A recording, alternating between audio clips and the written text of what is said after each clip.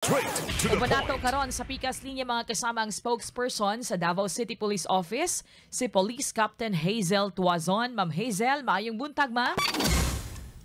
Yes, ma'am. Maayong buntag sa tanan ng natin programa, ma'am. Maayong buntag, ma'am. Bisan busy kaayo ang atong kapulisan. Thank you for your time this morning, Ma'am Hazel. Mangayo lang mig update, ma'am, adtong suspect sa pagligis patay sa duha ka mga tao, ma'am, diha sa may bangkerohan. Unsay update ato karon, ma'am? Yes, ma'am. Update na to ang nga kaso, ma'am. No, isa-file kang kahapon ang maong kaso katong multiple reckless imprudence resulting to multiple homicide, damage to property, and physical injuries po, ma'am, against the suspect po.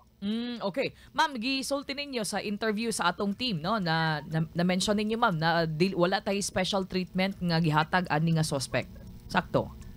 Yes, ma'am. Ato lang na iklaro, ma'am, no. Ang kanang giingon nato nga wala yung special treatment kay makita magun nato, ma'am, nga dili isa wild, dili isa maoy nga kanang naay kanang kuan sa pangisip, ma'am ba. Dili po nato na ikuan gyud mga special treatment nga pwede sa kagawas-gawas anytime kung kanang sa gusto. In fairness po sa ato ang mga kaubanon po nga nga priso nga pakita po nila nga wala gyud sa ganang ato ang kapulisan taong na ay mga alleged, no? Alleged na mentally challenged kini wala pa mabuntay na kuan nga result during that time sa mga interview. Iso sa mga sa mental health evaluation po niya. Okay, so nagpaabot na, ma'am, anytime this week, tama ba, ma'am? Mugawas ang result? Yes, ako pa na-check, ma'am, no, kay na-file naman kahapon sa atong Office of the City Prosecutor kay pagitaon magyama kung i-allege sa family nga mentally challenged ang maong suspect. Kailangan na ata sila ikapakita, ma'am, nga permado dyan sa maong doktor. Okay. And then ato iklaro nga dili ang police maka-decide kung i-release ba ang kanang suspect kay gumikan na mentally challenged siya. Yes. Iklaro nato nga ang korte ang mag-decide sa tanan kay dili ni korte, ma'am, mga makahukom kung ipagawas ba na siya o dili. Yes, ma'am. As this is a special case, Ma'am Hazel, mangutana ta aron mahatagan po og pagklaro, no, ang publiko. Kay naamang goy mga nagkomento ganina, ma'am, sa atong interview sa mga yanong tao nga hinaot unta nga tagaan daw kunog tawhanong konsiderasyon kini mga tawhana kay wala lagi ni sa saktong panghuna-una. Pero unsa ba gyud, ma'am, ang saktong proseso, ma'am, kanang mga kaso nga dunay mental illness ang involved, Ma'am Hazel? Yes, ma'am, dili lang man ni karon lang nahitabo, ma'am, no, nga natay mentally challenged nga suspect. Ang proseso gyud ana, ma'am, ko i-allege sa family nga mentally challenged ang maong suspect, ilang members silang family. Isa mo na ipa-undergo dito sa IPBM, ma'am, no, sa SPMC. Ato na i-refer sa doktor kay dili man may maka-decide gyud kung tinuod ba or dili kung mentally challenged ang maong suspect. And then while sa ongoing ang case, ma'am, amo gina siyang i-hold ang kanang suspect, ma'am. Dili ginaingon nga amo ra dian gumikan kay i-allege sa family. Amo gina siya i-hold sa prisuhan kung dili siya wild, normal lang yun siya nga kuan, ma'am, no, kung ingon sila nga pareha karon nga ingon sila nga mentally challenge. So normal naman siya, dili man siya wild, dili man siya makapanakit sa iyang kaubang piniriso. So diha siya ipon sa mga piniriso. Unsay tuldok aning kaso, ma'am, pag mugawas na ang, of course, kung mugawas na ang result og sa korte gihapon?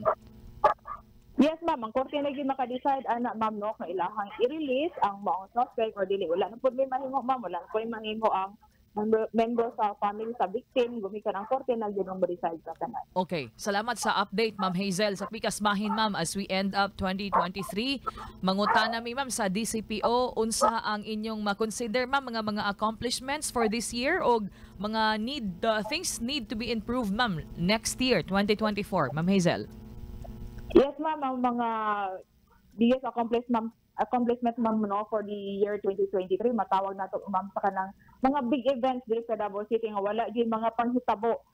Gumikan sa pagtinabangay po sa tanang security clusters, napoy pagtabang gikan sa atong mga force multipliers nga libre ilang serbisyo o kooperasyon sa tanan, ma'am, gumikan pug kana sa tabang sa media through pag-disseminate information o sa mga ginadinili, mga ginabdos and don'ts during sa mga activity. And then also mga accomplishments, ma'am, sa illegal drugs sa ato ang Upland Rat Tugis.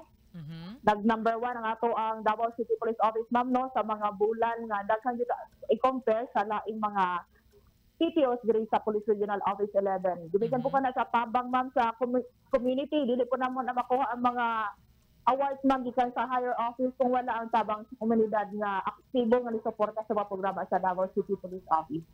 Unsay And for the 2020 Yes, tutok na to sa And for 2024. Yes, ma'am. For the 2024, manghinaot din sa Davao City Police Office nga ang mga krimen diri sa Davao City is moubos. Ada kang aktibo nga suporta sa ato ang community is mag-improve, ma'am. Kaya dili din nato makuha ang peace and order din sa siyudad sa Davao kung wala ang pagtinabangay sa usag-usa, ma'am. I-maintain lang po nato, ma'am, no, ang pagtinabangay, especially from the media, ma'am.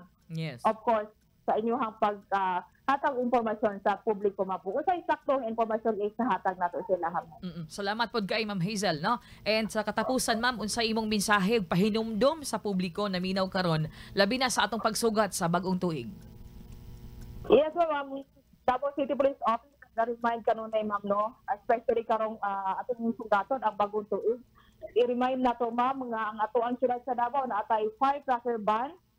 Atong gipahimang nupod ang mga nagkupot o mga armas nga dili magpaboto pagsugat sa New Year para safe ang tanan og sugaton anato ang New Year nga happy gyud ug walay problema og number 1 gyud, ma'am, wala may masulod sa prisuhan mo. Ginapo ma'am sa pagsugat sa bag-ong tuig. Yes, ma'am. Hinaot pa unta, ma'am. Amo po lang iampo nga uway masulod sa prisuhan karong bag-ong tuig.